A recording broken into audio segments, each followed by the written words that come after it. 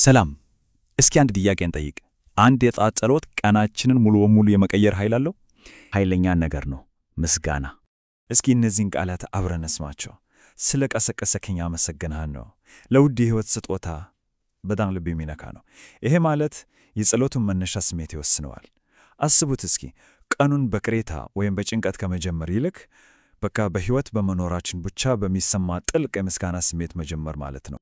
ታዲያ ይህ ምስጋና ምን አይነት የሥነ ልቦና ኃይል አለው? አንደኛ፣ ወዲያውኑ አዎንታዊ ስሜት ውስጥ ነው የሚከተን። ሁለተኛ፣ ቀኑን እንደ ሸክም ሳይሆን እንደ ተሰጠን ስጦታ እንድንመለከተው ያደርጋል። ሦስተኛ፣ ትኩረታችንን የለኝም ከሚለው ስሜት ላይ አንስቶ ባለን ነገር ላይ እንድናደርግ ይረዳናል።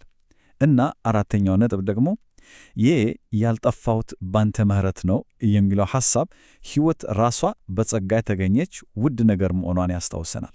በጣም ጥልቅ ነው።